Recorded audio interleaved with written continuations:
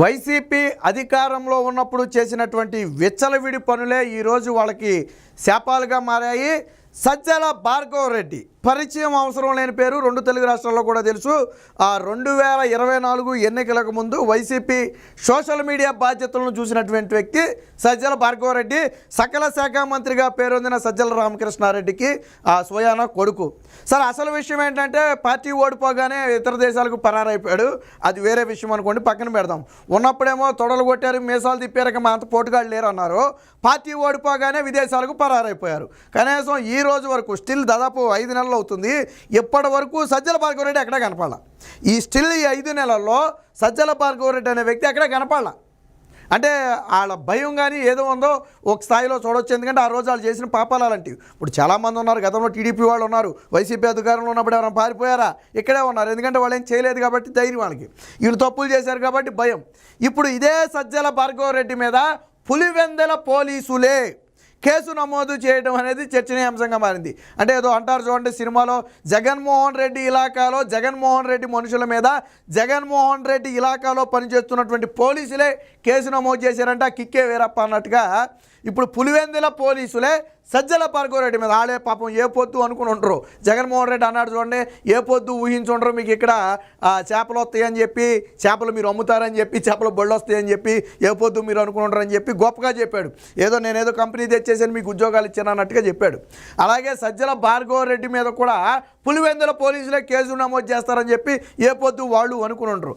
ఎందుకు నమోదు చేశారు అంటే, అసభ్యకరమైన పోస్టులు పెట్టడంతో పాటు కించపరిచే విధంగా, సమాజంలో శాంతి భద్రతలకు విఘాతం కలిగే విధంగా, అలాగే మత ఘర్షణలకు వాటికి దారితీసే విధంగా పోస్టులు పెట్టడంతో పాటు ఈ వ్యవస్థ మొత్తాన్ని కూడా దగ్గరుండి నడిపినటువంటి వ్యక్తి సజ్జల భార్గవ్ రెడ్డి. పైగా ఈ పోస్టులు తీయమని అడిగినందుకు కులం పేరుతో దూషించడమే కాకుండా 2 లక్షల రూపాయలు ఇస్తే పాత పోస్టులు డిలీట్ చేస్తాం, లేకపోతే నీకు చేతనైంది చేసుకో అని చెప్పి బెదిరించారు అని చెప్పి SC ST అట్రాసిటీ సెక్షన్లతో సహా కేసు అయితే నమోదు చేయడం జరిగింది.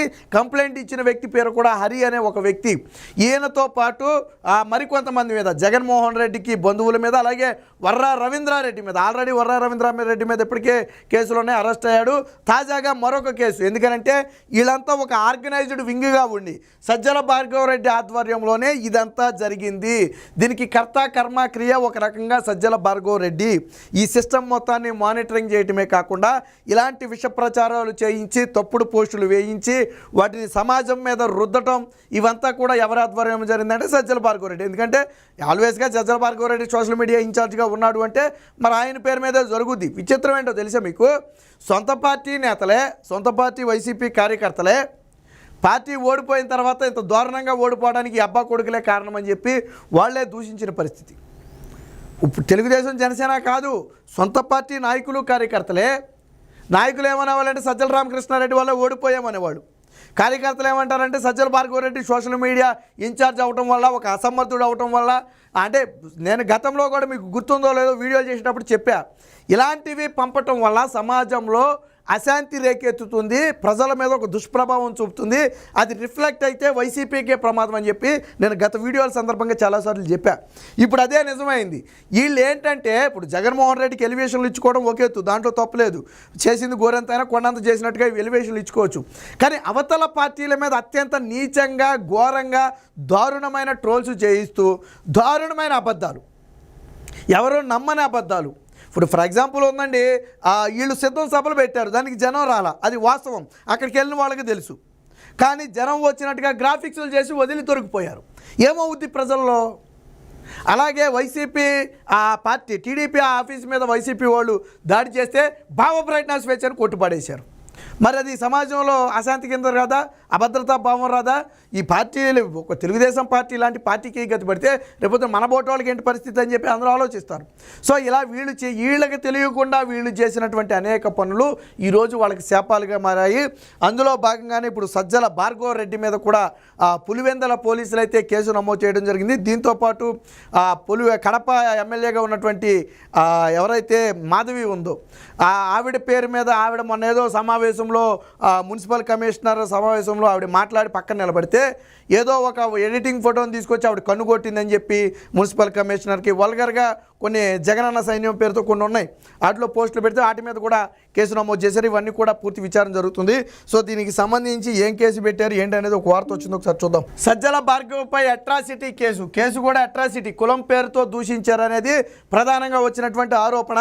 పైగా 2 లక్షల రూపాయలు డబ్బులు ఇవ్వాలన్నారంట. వాటిని డిలీట్ చేయాలంటే 2 లక్షల రూపాయలు డబ్బులు ఇవ్వాలని చెప్పి డిమాండ్ చేశారని చెప్పి కేసు నమోదు చేశారు.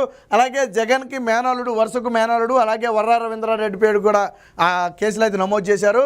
నమోదు చేసిన పులివెందుల పోలీసులు అసభ్య పోస్టులు తీసేయాలంటే 2 లక్షల రూపాయలు ఇవ్వాలని చెప్పి వర్రా రవీంద్రారెడ్డి డిమాండ్ చేశాడంట. ప్రస్తుతానికి అరెస్ట్ అయినటువంటి వర్రా రవీంద్రారెడ్డి తాను గతంలో పెట్టిన పోస్టులు డిలీట్ చేయాలంటే చేస్తా, 2 లక్షల రూపాయలు డబ్బులు అడిగాంట. బహుశా ఇది కూడా వ్యాపారం, బహుశా పార్టీ ఓడిపోయాక ఏమన్నా వాళ్ళకి ఇచ్చే నెల పేటీఎం చిల్లర ఏమైనా ఇవ్వటం మానేశారేమో.